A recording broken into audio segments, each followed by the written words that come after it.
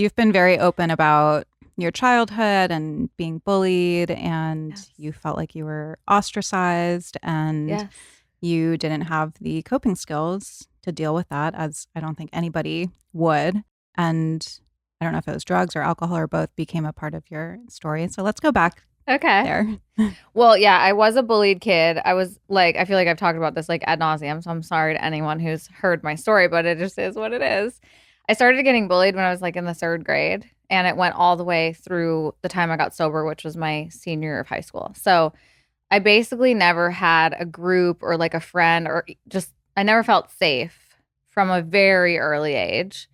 And obviously, in my adult life, I've worked through that a lot. But that doesn't make me an alcoholic. I think it's like important to say that doesn't make me an addict. But it was really hard to process what was happening. And that became sort of my solution to those big feelings, I think, that I like didn't know how to have. I also realized like as an adult now, realizing that I'm an empath and I'm very sensitive. And so can only imagine like what that poor little girl was really going through to have felt all that energy. And so yeah, drugs and alcohol just sort of became the answer for me until it wasn't, and obviously became a huge problem. But I think because of that, I got sober so young, which I'm grateful for. I have almost 20 years, God willing. In February, it'll be 20 years and February what? 7th. Okay. What are I'm you? 22nd. Okay. Yeah. February babies. Yeah. How many are you going to have? 11. It's amazing. Mm-hmm. I started to feel a lot better after 10 years. Really? Yeah.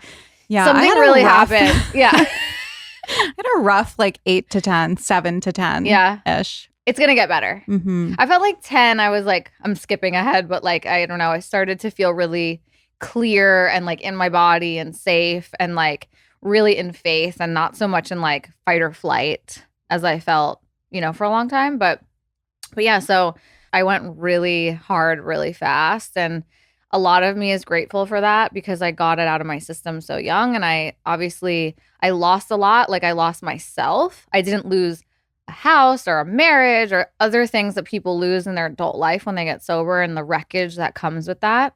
But I definitely like was a shell and didn't know who I was and was so broken, and I just felt like I was sort of, I don't know if you felt like this, but I felt like my whole child, like this God-sized hole, like just this feeling that I didn't get the guidebook to life that everyone else had.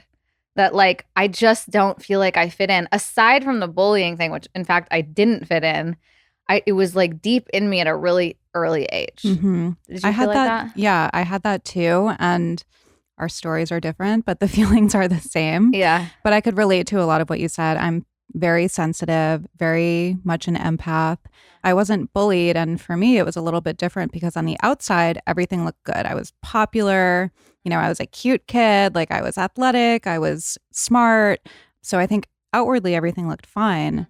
And it was inside that I felt that dysregulation, that God-sized hole. I felt like everybody else had the guidebook. They knew how to act. They knew what to say. Yeah. And for me, it was like this hyper self awareness that was awful.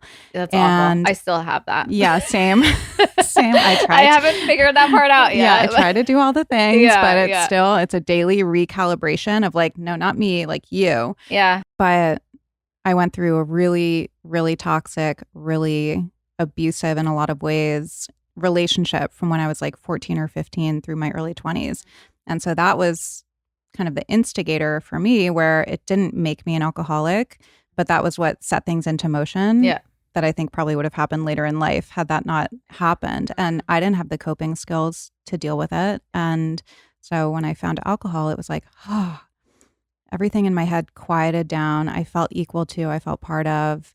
I felt like I had that guidebook, that comfort and ease. And I could deal with the emotions of the relationship. So it was my solution as well. Yeah, totally. I relate. I had one of those too, but sober, funny enough, because I got sober so young. And then the behavior started to come out sort of in different ways. And it's been quite a journey. Mm-hmm. How was that for you getting sober young because I know for myself, I got sober at 28.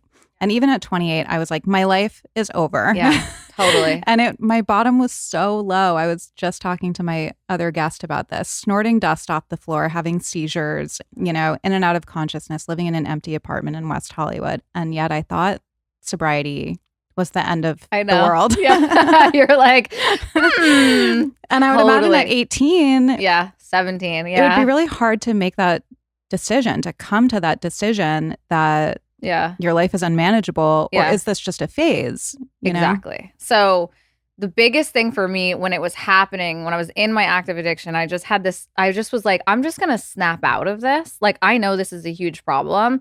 I was not in any bit of denial about the fact that doing, 12 grams of cocaine a day was not normal. Yeah. And selling drugs in the Bronx was not safe. And like, I didn't belong in the places that I had sort of put myself in, lower companions and all the things, not look at myself. So I knew it was a problem. I ended up in treatment against my will because I was underage. My parents saved my life, essentially. And something happened in the course of that 4 months where I had, a spiritual awakening of some kind. It wasn't a white light, but things were happening where I was like, I can't ignore that I'm definitely being guided in this direction. Whether it's the right direction, I don't know. But I'm going to have enough faith to believe that, like, I'd go to a meeting and people seemed really happy and like smiling. And I had to believe that whatever was happening there had to be better than the life that I was living, because it was so dark and I was so miserable. And I don't know how I like survived it, honestly. And I just, it just clicked, like, and being so young, and my parents like refinanced their home so that I could go to treatment, and like they bet their life on me. And I just had to, even if it was for them, to try, and I just surrendered. I just became willing, like, and I really, really became willing to go to any lengths, as we say. And I got a sponsor, and I was in the, in the book and in the work, and just willing to try. And like my life just got infinitely better very fast, and I couldn't ignore it. But to your point of like, was it a phase? I had to look back at my drinking and my using, and it was just never normal for me. Like the first time I drank to blackout. Same. Yeah, like it just there's never been a time where it was like, oh, I just had like a fun night. It was full send every time. And so I guess that's sort of what's kept me here this long, especially, and I'm sure you have too, like I've lost a lot of friends along the way who have decided to take their will back and decide and try to see if they can do it their way. And I haven't seen it work for anybody yet. Mm-hmm. So that kind of keeps me. Yeah. Yeah. I mean, it's sad, but it's true. Like, I have my best friend's name tattooed on me. The guy's dead, like it's just what happens. Yeah. And I know that for myself. Like I know that's like a very high chance Same. I know that if I drank again, I would die, hopefully. Yeah. I mean, that's another thing, right? We say like, hopefully I would die, or it would just be a long, drawn out, miserable thing. But I always admire people who don't have a low bottom who end up getting it. I'm like, how did you do that? I had to be like so scraping the bottom of the barrel, about to die, to be, to have any kind of willingness to change my life. And I know a lot of people who are like, yeah, I just like emotionally just didn't really feel great, or like, oh, I was like racing home after work to like have that drink. And I'm like, work? You had a job? Yeah. What? I know. I remember like looking out the window at like people walking their kids to school and being like, how do you do that? Like I was still awake, from the night before. Like I just had no concept of normalcy, and I'm grateful I figured it out so young. And I feel like it's sort of been the foundation of my life since. All the inner work, all the things I've done since then, that is the forever baseline. Like I can't do any of the other stuff if I'm not sober. Do you think that it gave you a more clear sense of direction and purpose? I mean, when you got sober after you did treatment, were you like, okay, I know what I want to do? You said that you've always been like a fashion girl. You wanted to be in the industry, but you don't draw, you don't sew, and you didn't want to be a buyer. Yeah. And those were kind of the options then. I even went to like fashion school for like fashion merchandising, because I was like, I want to do fashion, but I don't even know what merchandising, but I'll do it. Yes. That was my major, I think. But did you know like early on, like, okay, I took care of this part of my life. I feel like I have a foundation and I have direction and this is what I want to do. The thing that I was told when I first got sober was like, dedicate a year of your life to your sobriety and like really building the foundation so that you can like go anywhere, do anything, be around anything. And I feel like I really did do that. And I not to like say that I've ever done anything right, but that is something that I didn't go to bars. I didn't hang out in nightlife. Like I was 18. I found some sober friends who were like around the same age, and I really just got sober.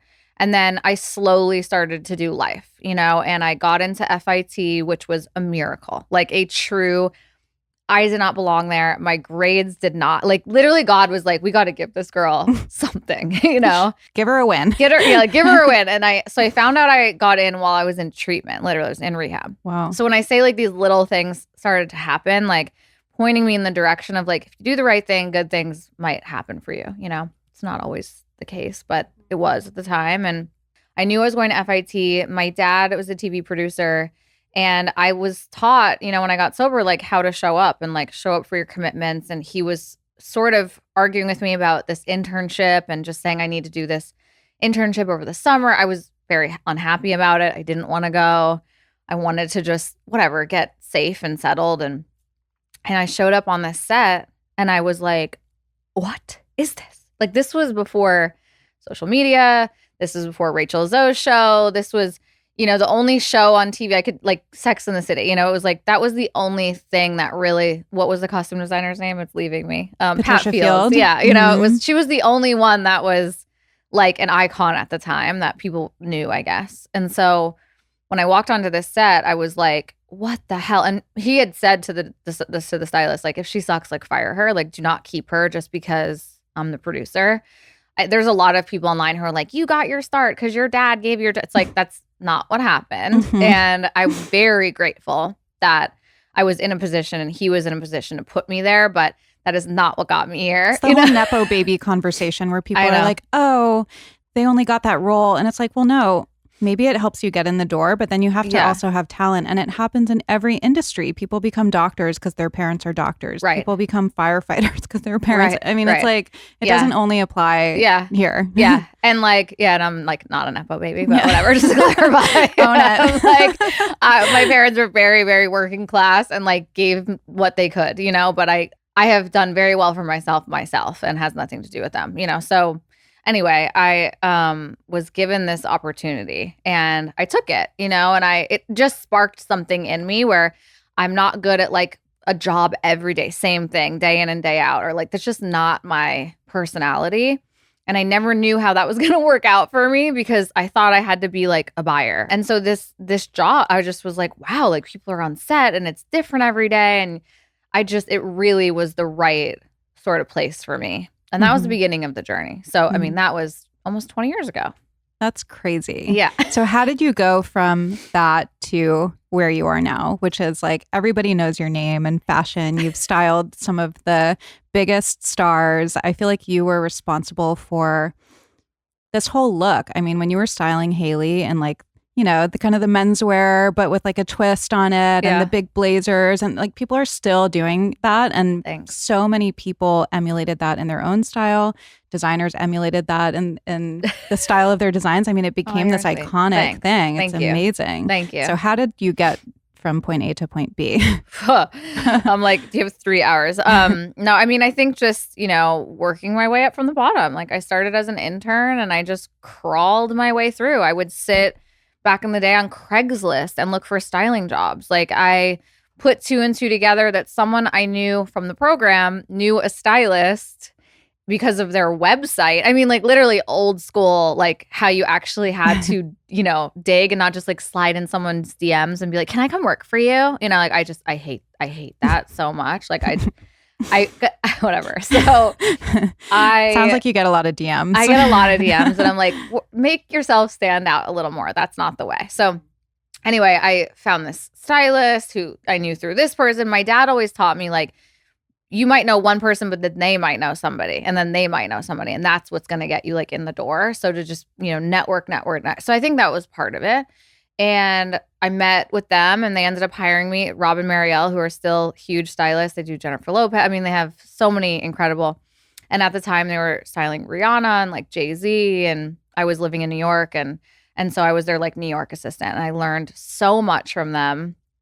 And that was my first taste of like the celebrity world. I had been total like not doing anything cool like that until then, and I'll just never forget like the first time, seeing Rihanna. Like it's just shocking. She's the most stunning person ever, and it was a lot of hard work. It was like, okay, we're going to SNL tomorrow, like pack those 23 trunks, get them to SNL, figure it out, unpack them at SNL just so she can like see the racks and then repack it. And then we're going to go to the hotel and do it again. Like that's what my job was. And I did it happily in the winter and the snow and the rain, just a different level, I think, of hustle than I see a lot today. But I do attribute that to like how I got here because it was hard. It was like go prep on foot in a taxi and carry bags as long as you can hold them, and then you have to go back, like drop them off in your walk up apartment and then go back uptown. It was nuts. It was nuts. But I'm grateful because I think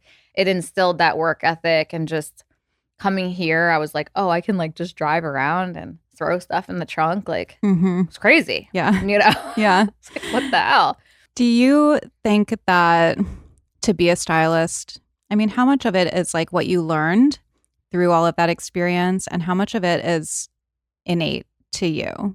I think it's both. I think the style part, having good style, is innate. I think it can be learned, but I think it's innate. I think knowing how to run a business, because what I do is not just like, here, Haley, wear this oversized cool suit. It's the 37 emails that were sent out to pull the one suit, to ask all the brands.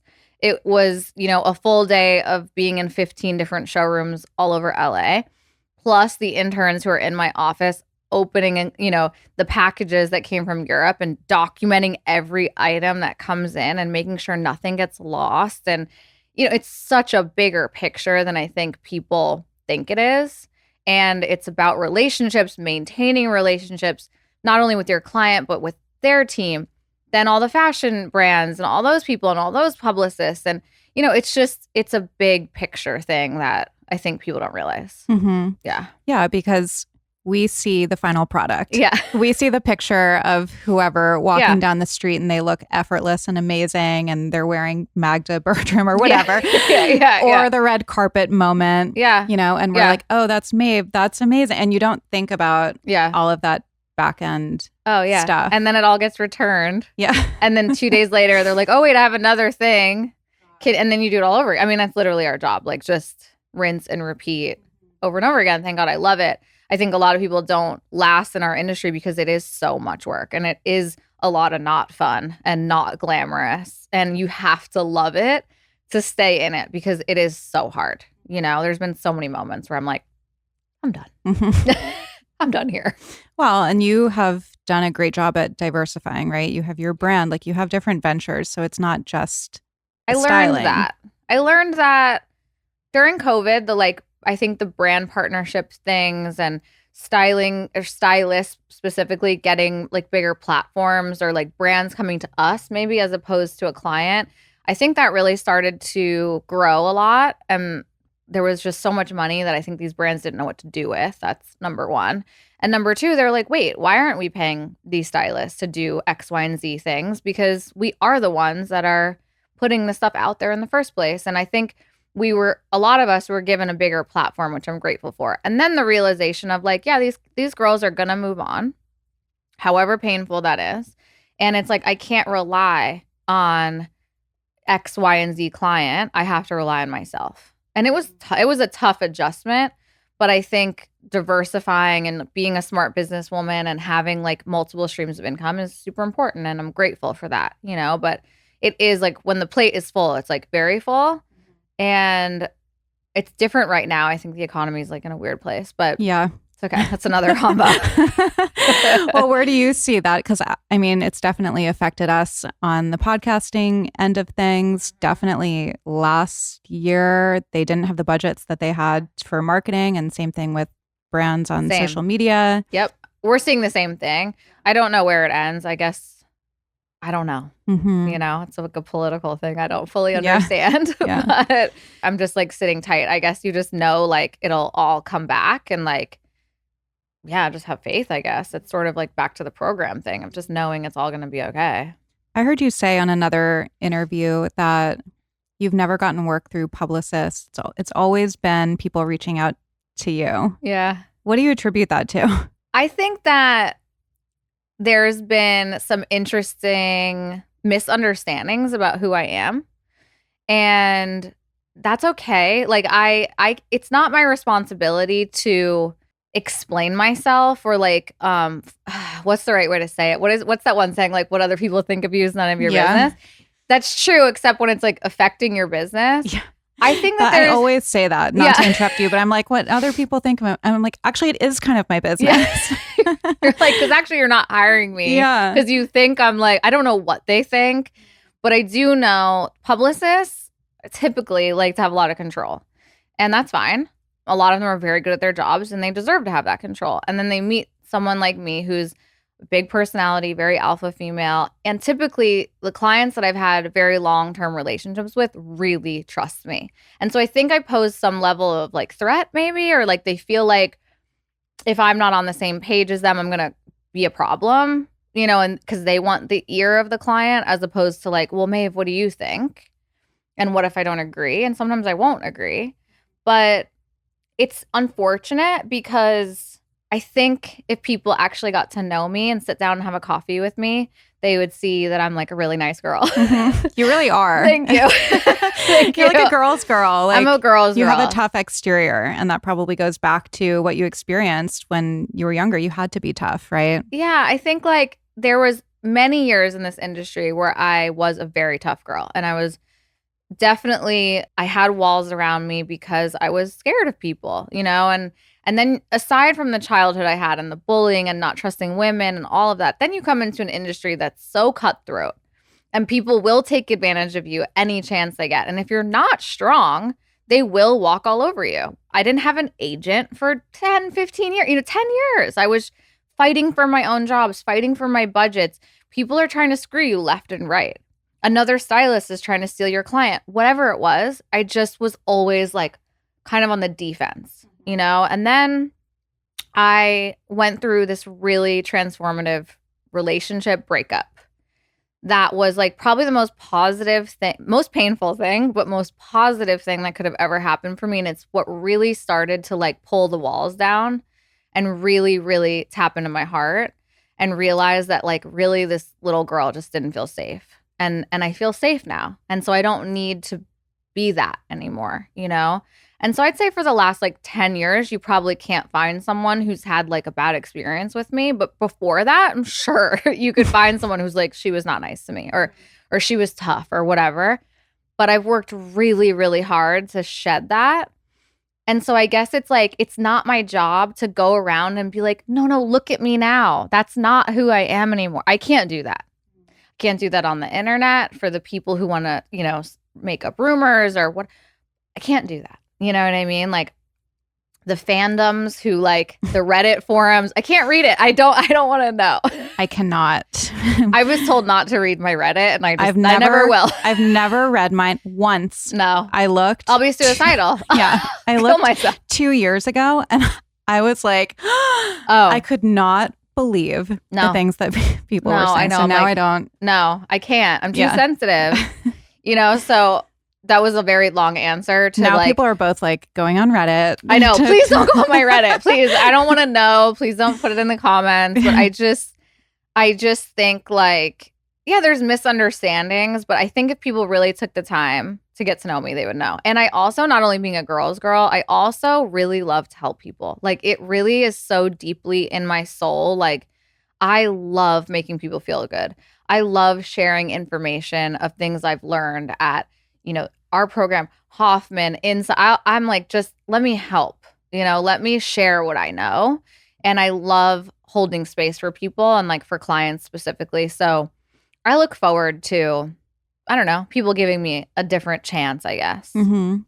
What is the process like when you are working with somebody? So when someone comes to you first, say a celebrity, do they have a team of people behind them saying, we want this? They have the image that they want orchestrated, kind of like what we were talking before. Is that the interaction with the publicists, or is it really up to you? And do you look at someone and go, oh, I know what's going to work for them? Like, how does that all come together? Everyone is so different. So I have 2 music clients right now who have very specific teams. Then I have an actress, Eva Longoria, who's literally like, I think it's the OGs who are just like, I just want to be in and out of here as quickly as possible. And she's been looking amazing. Thank lately. you. And it's fun. And she's just like, yeah, I like this, and I want to try that, and I want to go back to my kid, and I want to like go do my job and hang out with my husband, which I love and appreciate. You know, like you don't want to. Some people don't want to be in the fitting for like hours. Personally, my most successful relationships, Haley, Megan, were both in places of like exploration, not a lot of outside actually, I would say no outside influence of teams meddling or like trying to be a part of. We just had very good rapports, really good relationship, a lot of trust, a lot of like, let's try that. Like, okay, actually, or the client will be like, wait, I think I want to do this. Great, let's try that. I think those for me have been the most successful when it's just, and I don't mean that like in a way where we don't value other people's opinions. I think a big event, you might send like our top 3 looks to the team. Hey, what do you guys like? What's your vote? But I think like something about just being in the flow and like just trying stuff and not having a lot of opinions, sometimes it's best. I don't know, but everyone's different. I have, like I said, these other 2 that have very specific and like creative directors. I'm happy to bring their vision to life too. Happily, like no ego. Oh, that's what you want? No problem. That's where I'm at now. Yeah, I was just gonna say you're at a point right now where you're like no resistance. None. Like, I'm like 1 + 1 is 5. Yeah. Okay. You know? I love that. Do you think that some people like are able to just wear anything and pull things off? Yes. Like when it comes to personal style, I mean, I look at like a Haley, for example. She can wear anything. And I'm like, yeah, she could put anything on. But when she came to you, I would imagine she didn't have a really defined personal style, or at least the public didn't see that. She was so young, but yeah. How does that differ between somebody who does have that thing where they can just put anything on and then somebody who like really needs more guidance? It's the innate thing that I was saying earlier. Like someone like Haley has it. Like she just was born with it. And like as much as me styling her or the next person styling her is a great combo, she's got it. You know what I mean? Yeah. And there's just some people who just have that. And I think that's what people relate to so much. It's like, yes, she's styled, but she puts her own twist on things and she really makes it her own. It's not just like some copy paste, like, oh, I'll wear exactly what Maeve says. And that I think is what's so beautiful about her. And I also loved that about our alignment. It was so collaborative, you know? Megan, when Megan came into my life, she literally was like, I do not know what to do. All these photographers, all of a sudden, you know, it was such a moment. And she just was like, I'll wear whatever you say, basically. And I think had to learn. And I think the trust within oneself gets built up over time. So it might take like 3 years. And now she's like, I can do it myself. Great. That's what you want. It's like sending a kid off to college almost. It's like you help them grow where they can learn it themselves, I guess. And that's who I am. I know not all stylists are that way. I've really learned to like let go and just like let people fly however that looks, whether I'm involved or not, you know? Because it's like, it's their life. Like I just want people to like have whatever experience they want to have, I guess. That's a whole other thing. But yeah, I mean, and I think that is probably counter to like what the narrative might be or what people might expect. Yeah. Because I mean, I know with Haley, you know, it was like Dumois had stories or whatever. Yes. And that's just the climate that we're in now. Like people want to it's sad. Make up stories, make up narratives, attribute drama, whatever it is. Yeah, there was no drama. Yeah. It was the most like beautiful, and I don't think I've ever said this like out to anybody, but it was truly the most beautiful, loving ending of a relationship ever. And it would, by the way, we had talked about it for quite some time before people knew about it. It was in the works. It was loving. It was beautiful. And I would wish that for anybody, especially after 6 years of like growing up with somebody, for there actually to be no drama, literally not one bit. We still talk all the time. She's my baby, you know, my baby's having a baby. And like there was actually nothing no drama. But I let the internet like say what they want to say because it's not my job. Like I can't, like part of my like spiritual work was like, let people fucking bash me. Let people lie about me. I cannot sit online and be like, that's not true. That's not true. It's been years I've never said anything about it because I had to like, I don't know, like let it just, do you know what I'm saying? Yeah, because I experienced it on like a teeny tiny scale Yeah. when I got divorced from my ex. Or I'm like I'm really getting comfortable yeah, now. I'm like, settle into this. When I got separated first, which was 2 years ago, and we were like, let's get ahead of it because we know people are gonna like write about it only because his age, the money, the dynamics, and people are going to try to make it like juicy, even if it's just for a day. So we're like, Yeah. we'll put a statement out, whatever.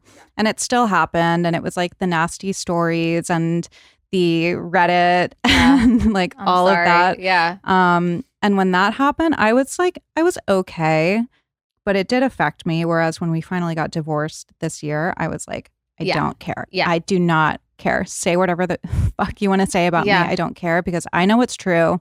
That's and even big. with that, like people were making up drama about things that didn't happen and like the divorce and the settlement and things like that. I have to like protect my peace. That's the thing. It's like I learned from my clients that like they hear this every day about themselves. You know what I mean? And so at some point they had to like learn. Justin was so helpful for Hales, like in the beginning, because he was in it for so many more years than her, and there were so many more crazy things said about him over the years. On such a massive scale for both of them. And it's, by the way, it's so horrible that people do this, but whatever, it's human nature. I learned a lot from them of like, I can't address this with everyone. And as long as I know who I am, as long as my people know who I am, the people who actually know me, my friends, my family, my husband, as long as those people know who I am in my heart, that's really all that matters. And the rest I have to just like let go, I guess. Yeah. But it's hard because you're like, wait, do I know myself? Am I this person? Like, am I the person they say I am? And you're like, no, I'm not. I'm not. Meet me. Come up to me. Any person who has ever met me in person would tell you that I am kind. I have conversations. I'll look you in the eye, ask your name. I want to know about you. Like, come talk to me. Yeah. I had a friend on my podcast a couple weeks ago and she was interviewing me. And one of the questions that because people sent in questions, one of them was like, am I really the way that I present myself to be in real life? And I was like, you could not find one person that would say anything bad, whether it's people that work with me, people that I meet who follow me. It's people who don't have anything better with their time. I know. And they're projecting their own. Yes. But you can know all of that rationally. Yes. And yet yes, there's still something very uncomfortable sometimes about people just and it really saying whatever they want. It triggers that little girl in me. You know what I mean? Like, I don't know if people realize how much words do hurt and like what each of us are walking through life with our own suffering, with our own traumas. And so you're being mean to like that little girl in me who's scared, and I have to nurture her. It's no one else's job. It's no one else's responsibility. It's mine to make me and her feel safe and whole, But I wish people would be nicer to each other. It's partly why I started my brand, the Local Love Club. Just any opportunity to put more like kindness into the world. Because I would see it, like I said, with clients, like the way that people talk about celebrity, like they're not humans. Like that, oh, well, they're famous, so they just deserve it. I could not disagree more. These are humans also walking around with their own trauma and their own suffering and trying to figure out life, just like the rest of us, and are just, dealing with it on a much greater scale. But why should we be mean to them? Anyway, whatever. I'm like, why do you mean to anybody? Just keep it to yourself. It's really crazy. I think that like this climate and this time that we're in and just the nature of like social media. I mean, you go on the comments of any like celebrity post or celebrity news or anything really. People are saying the meanest things, fighting with each other in the comments. Like it's just this really heightened time, I think. And I can't imagine what a celebrity or someone with 1 million followers goes through at that level. And it is weird. I just had I had a performance coach on just now Oh, nice. for like elite athletes and stuff. And we were talking about this. I was like, what do these people deal with that they come to you? Because he was saying on the one hand, you know, they think they're the best. They really do. To get to that level, you have to think you're the best. You have to be so regimented.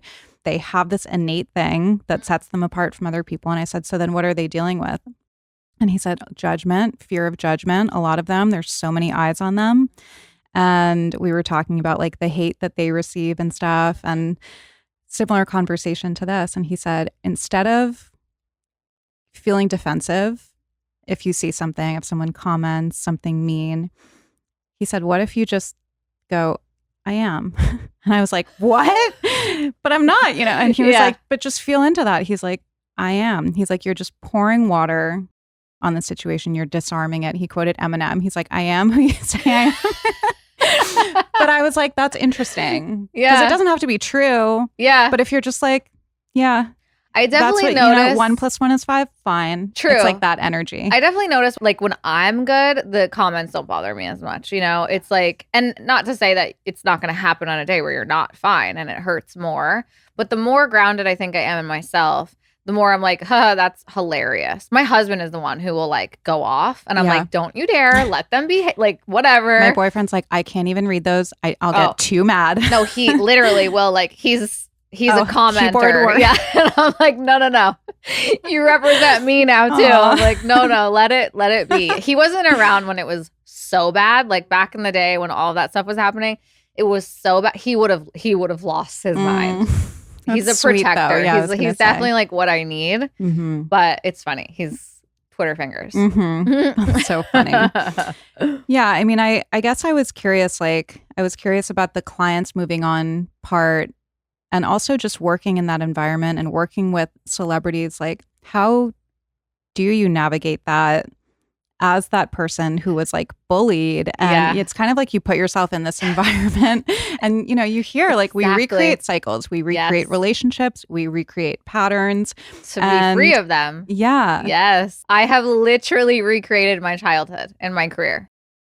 It is very hard and it is traumatizing because in a sense, the celebrity or the clients could be categorized as like the mean girls of my childhood. Although they're not, by the way, just to be very, very clear, not at all. But the trauma associates the rejection as that like little girl not feeling a part of, you know, it's a lot of work. And I'm aware of that trigger and I'm aware of how deep it can hurt. I sometimes wonder, am I too sensitive of a person for this industry? Because it is very hard for me. I can't lie. But because most of these relationships have ended lovingly, and we know what it is, and that's all that really matters. Like loving someone enough to like want them to have whatever experience they need to have in life is true unconditional love. And I truly believe I have that for these girls. Like, whether I'm included or not. It doesn't mean it's not hard. And then it's like sad sometimes because I love them, but I want them to have whatever experience they want to have with whoever that may be. And yes, all stylists bring something different to the table, and what that person does and what I do are different, and that's fine. That doesn't mean we have to like there's drama or people don't like each other, you know?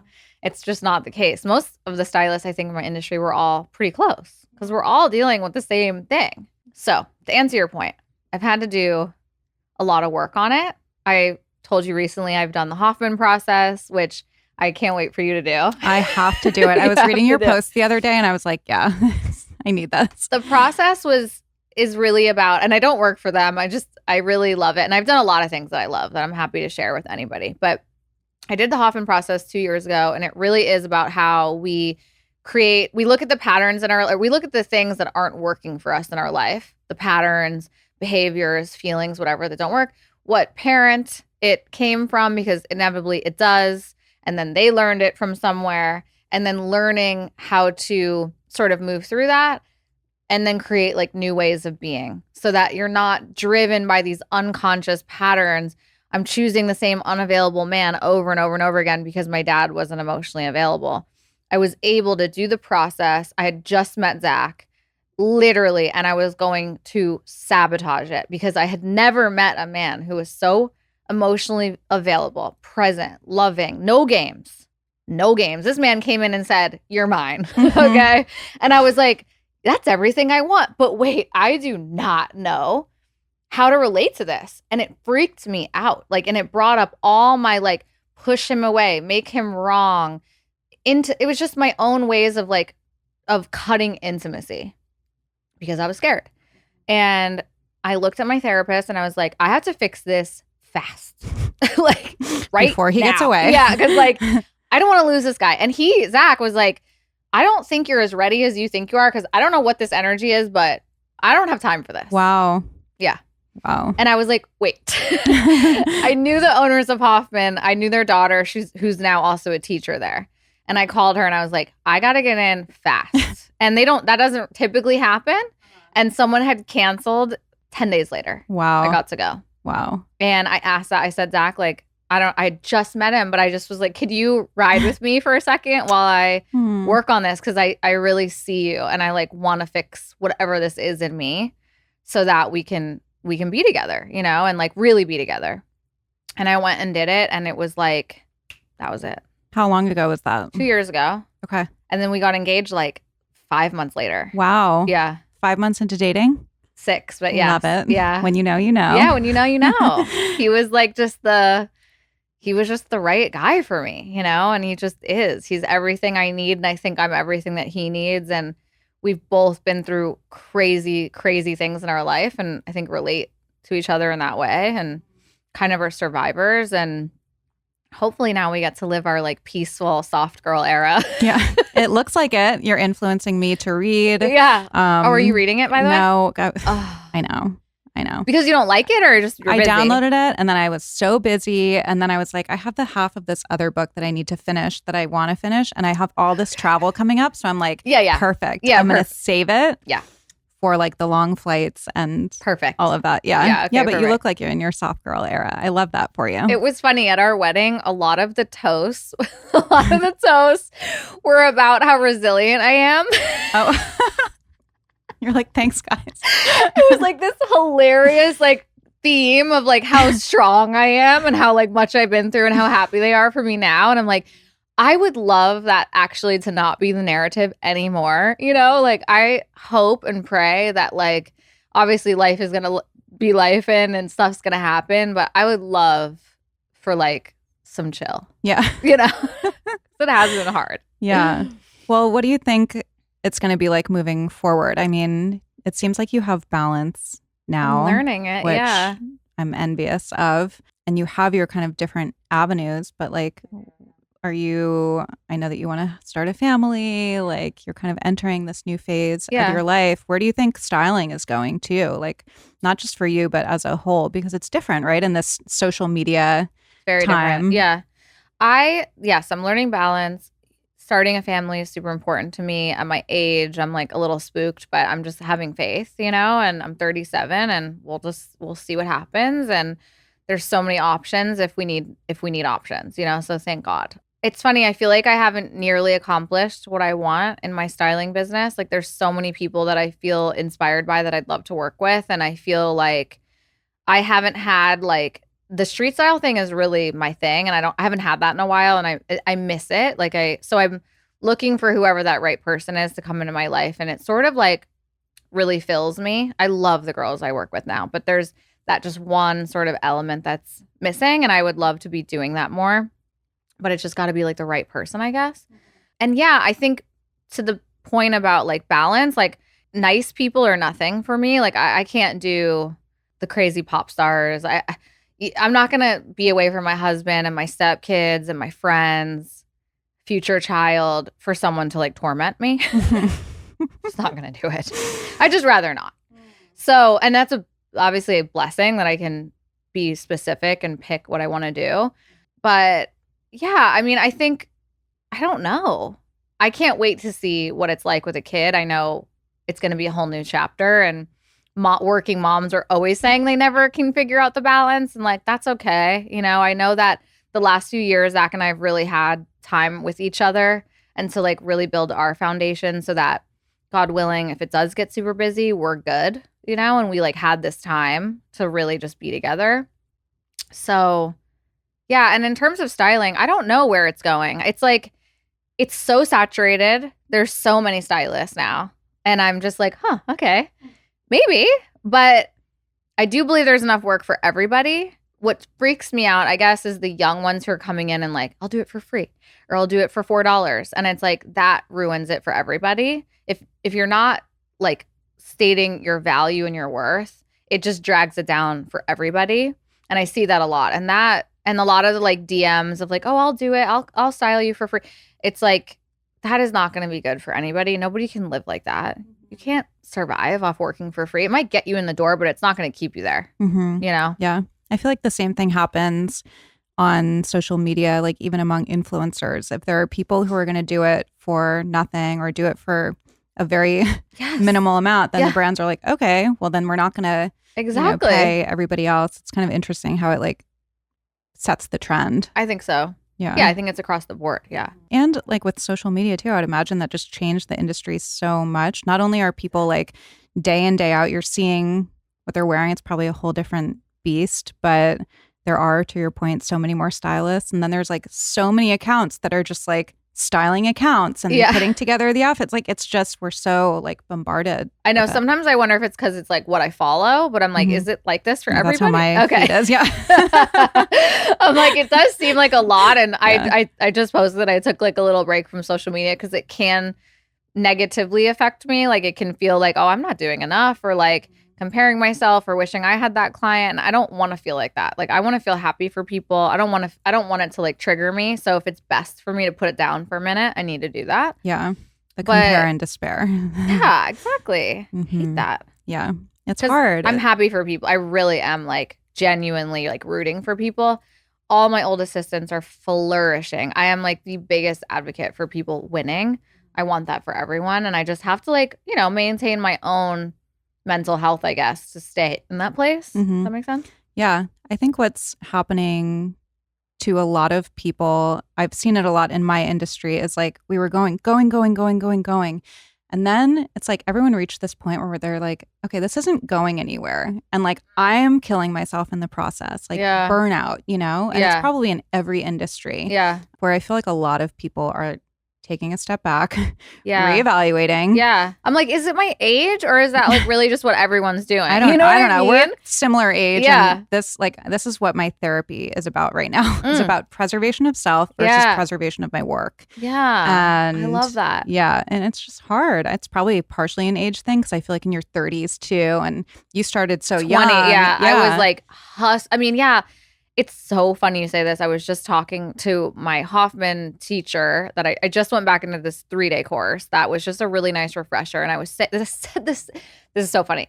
I said to my teacher, part of me is like, I'm not doing enough, but I'm peaceful and I like my life and I like going to the beach and being able to read that stupid book that I couldn't put down. And like Court of Thorn and Roses. Yeah, right? Court of Thorn and Roses. Everybody who's wondering, what book? I've read all 5 books in 6 weeks. I couldn't put it down. So if you are that person, we'll talk. But I'm like, the old me was so like hustle. Would like, be at every event, be networking, be whatever, say yes to everything. Like, just go. And that obviously got me great success. And so there was a point in my life where that worked for me. And now I look at myself after doing all this inner work, after being married now, and I'm like, wait, but that doesn't speak to like my soul at the moment. Like that's not really the person I want to be, like forcing things to happen or being that sort of like bulldog that I don't relate to anymore. But then I'm like, but then what? Like, so then what do we do? Well, I think there's a fear, like if I don't hustle, if I'm not that bulldog, then I'm not going to get whatever outcome I want. And my therapist was talking to me about that too. And he was like, with your job there, it's not just like your job. He's like, it's you, your customer or your product or whatever, and the money. And he's like, and all of those things need to be synergistic and your intention, with each of those things needs to be balanced. Otherwise it's like a 3-legged stool and it's going to topple over. So right now I'm like, money product, the product being my podcast, my content, whatever, like actual product that I'm getting into, things like that, at the expense of me. I am not being intentional with myself at all. And he's like, what do you want each of those things to look like? And it's like, what do you want? Your life, you want balance. You want to be in like this peaceful era where you're not hustling, you're not that bulldog. And I think that you can do all of it. There's a way. I agree. And I do believe you can have it all. Like, I really believe that. And I think women, I'm around a lot of new moms right now. And I'm like, wow, women literally can do it all. Like, it's incredible. And I have so much like hope for that. I think one of the things I did at Hoffman was I sort of wrote out like who I was and who I want to be. And like who I want to be is not who I was in terms of that shark and that like go. I think part of me has learned that like letting things go and not trying to force alignments or force like there's a lot of peace in that. But again, it's like finding like I can't just go sit in Malibu and just hope someone's gonna call at the same time. Like I have a business to run and I like have assistants that I need to pay and like so I don't know. We're figuring it out. We are figuring it out. Anyone knows how. Let us know. Let us know. Well, thank you so much for coming on. Yeah, thanks so for we could definitely me. do like 2 more hours, but we're out of time. Tell everybody where they can find you. I am at Style Me Maeve on Instagram and TikTok, and my brand is the Local Love Club. We're just sweats, luxury sweats, spreading love and kindness. So love it. Thank you. Thank you.